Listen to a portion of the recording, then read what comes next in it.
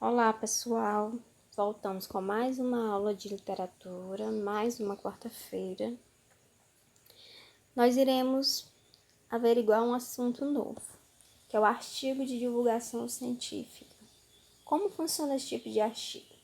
Como se deve proceder? Como se deve interpretar a sua leitura, né? O texto de divulgação científica nada mais é do que um tipo de texto expositivo e argumentativo, mais elaborado.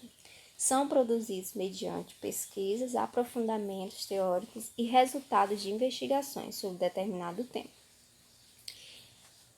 Como este tipo de texto é um texto que ele é exposto, geralmente em revistas, internet, ele é argumentativo, pois ele é aprofundado em base científico-teórica, aquele assunto existente, ele é retratado de uma maneira mais elaborada. Possui a finalidade principal de popularizar a ciência, ou seja, difundir o conhecimento científico, transmitindo assim diversas informações de valor indiscutível. Por que tem que ser transmitido essas informações de valor indiscutível? Porque a ciência, ela comprova tais fatos. O fato que o autor, ele vai estar citando. Característica. Quais são as principais características? Bem, são apresentados com uma linguagem clara, objetiva e impessoal, destituído de marcas pessoais com verbos na terceira pessoa, ou seja, eu vou falar de algo. Eu não vou colocar como primeira pessoa eu tenho que falar sobre algo, de acordo com as normas da língua. Por este motivo, são evitadas expressões populares, a linguagem coloquial. De maneira nenhuma pode-se colocar em um artigo de divulgação científica a linguagem corriqueira, a linguagem que nós utilizamos nos dias, as gírias, as figuras de linguagem, com redundância e ambiguidade, ou seja, não pode haver ambiguidade. Tem que ser algo concreto, uma linguagem que seja objetiva, que vá ao ponto e que seja impessoal. Você não pode falar de maneira alguma o seu ponto de vista. Você não pode colocar o seu ponto de vista nesse caso, ok?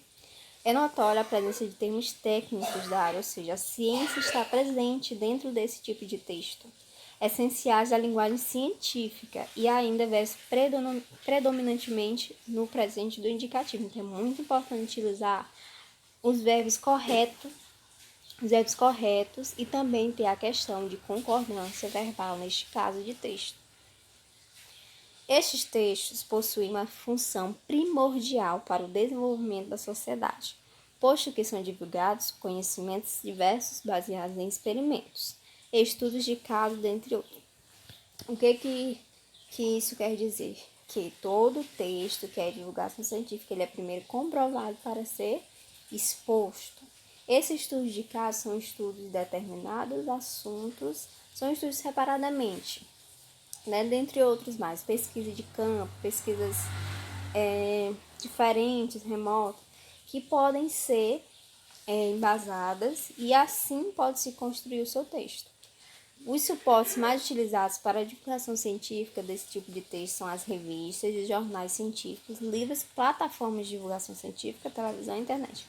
Por isso nós vemos muito na internet artigos científicos, por exemplo, sobre o meio ambiente, sobre violência contra a mulher, sobre diversos assuntos. Todos eles estão em plataformas ou até mesmo em revistas online, podendo ser até divulgados em revistas normais.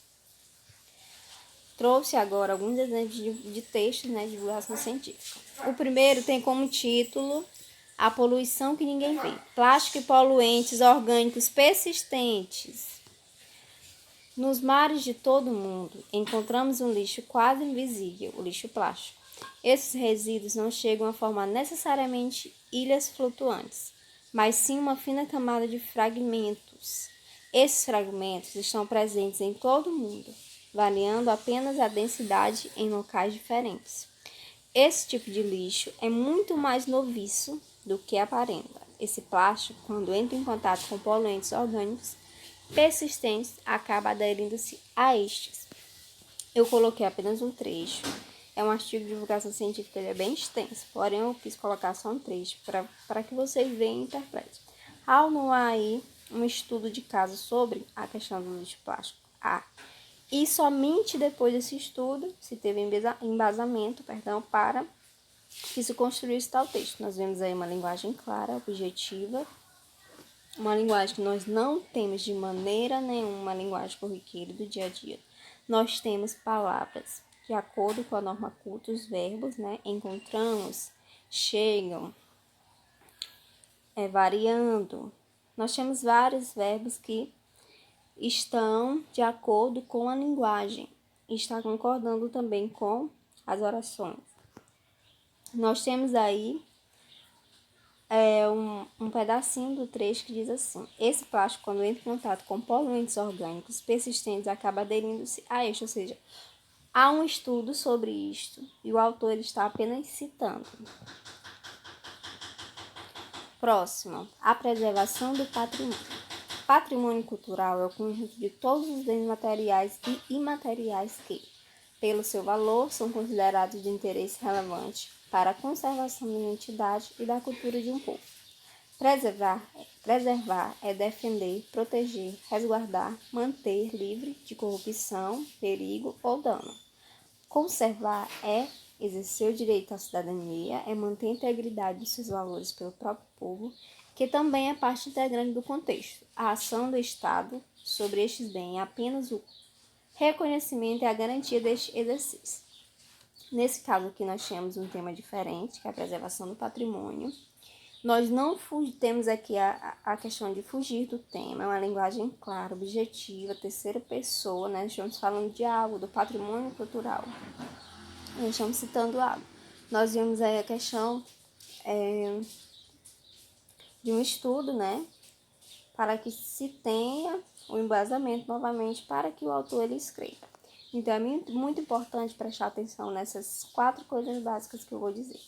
No texto de divulgação científica, a linguagem é formal, não há linguagem corriqueira, a linguagem tem que ser clara, objetiva e impessoal. Agora vocês irão responder uma pequena atividade baseada em um texto, primeira leitura de um texto, após vocês irão ter umas perguntas básicas e bons estudos e até a próxima aula.